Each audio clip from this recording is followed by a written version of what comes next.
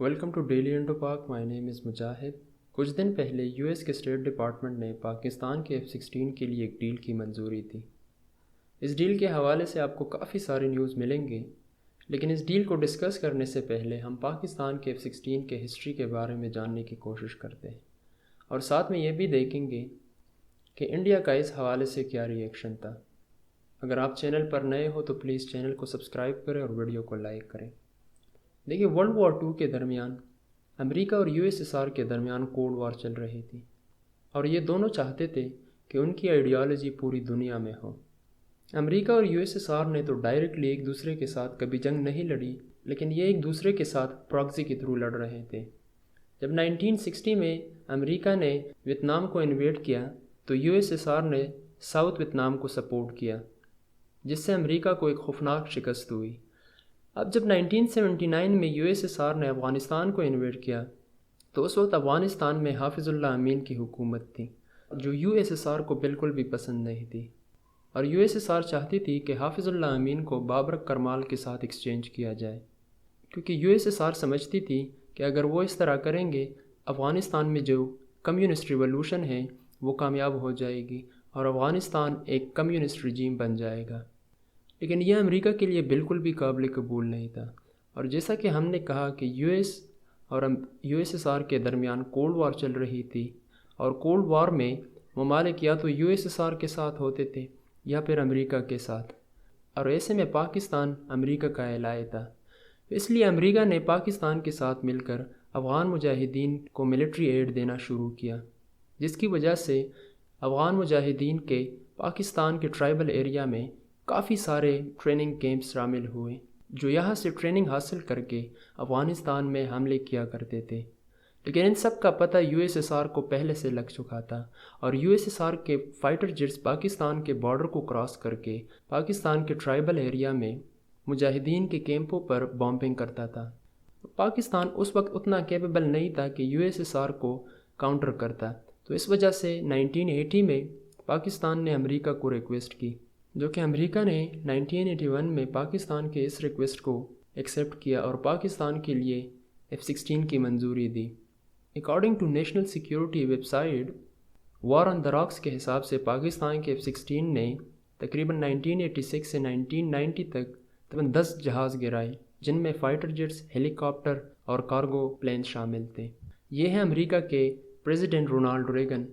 جنہوں نے افغان مجاہدین کو وائٹ ہاؤس میں بلا کر انہیں اپنا سپورٹ شو کیا. کتنی عجیب بات ہے کہ تب افغان مجاہدین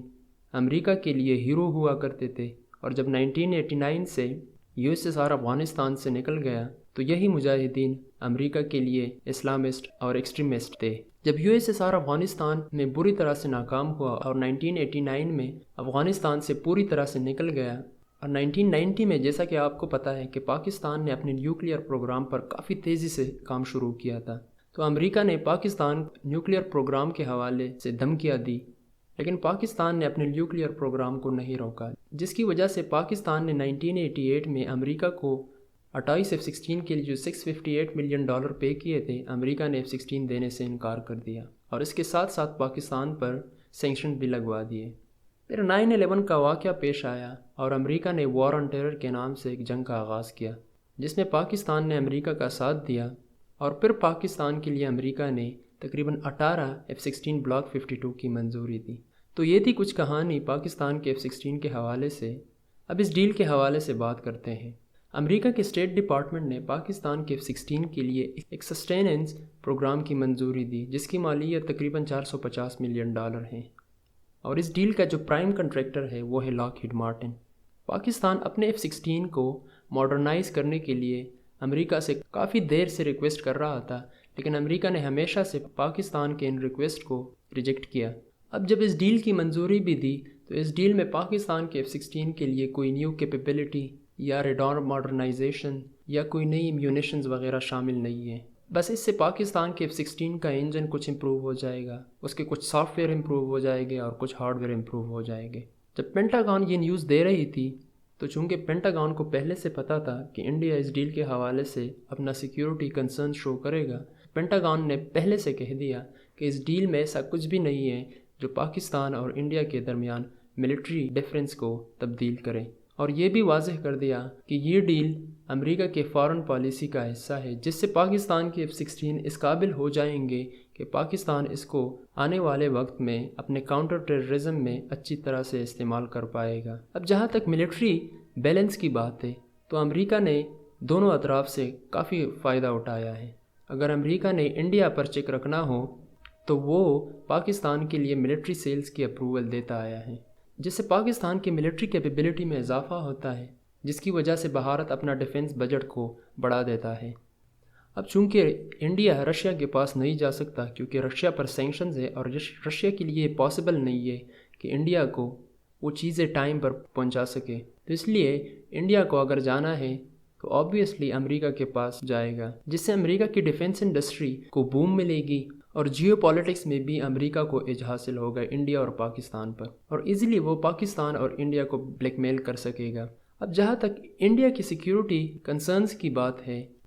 تو انڈیا نے اس حوالے سے امریکہ کے سامنے اپنا احتجاج ریکارڈ کروا لیا، اور انڈیا کے ڈیفنس منسٹر راج ناتھ سنگھ نے اس حوالے سے ٹویٹ بھی کی، جس میں انہوں نے لکھا تھا کہ میں نے امریکہ کے سامنے انڈیا کے سیکیورٹی کنسرن کو پیش کیا، اور آنے والے وقت میں امریکہ کے ساتھ اس حوالے سے بات چیت ہوگی۔ اس کے علاوہ آپ کو کافی ساری نیوز اور کافی سارے انڈیا کے ڈیفنس انالسٹ ملیں گے جنہوں نے اس ڈیل پر کافی تنقید کی۔ ایک طرف دیکھا جائے تو بھارت کی یہ تنقید سچ بھی لگتی ہے، کیونکہ بھارت پاکستان کے جو کرنٹ فلیٹ ہے، یعنی جو کرنٹ فائٹر جیٹس ہے، ان کو مات نہیں دے سکتا۔ اگر پاکستان کے F-16 امپروو ہو جائیں گے تو بھارت کے لیے پاکستان کے خلاف ایگریشن دکھانا مشکل ہو جائے گا۔ اب آخر میں آپ سب لوگوں کے لیے ایک سوال چھوڑ کے جا رہا ہوں، اور وہ یہ کہ کیا پاکستان کو فیوچر میں اس قسم کے ڈیل کرنے چاہیے جس میں بہت سارے کنڈیشنز ہوں، یا پاکستان کو کسی الٹرنیٹ آپشنز کی طرف دیکھنا چاہیے مستقبل میں؟ اب تک کے لیے اتنا، پھر اگلی ویڈیو میں ملیں گے۔ خدا حافظ۔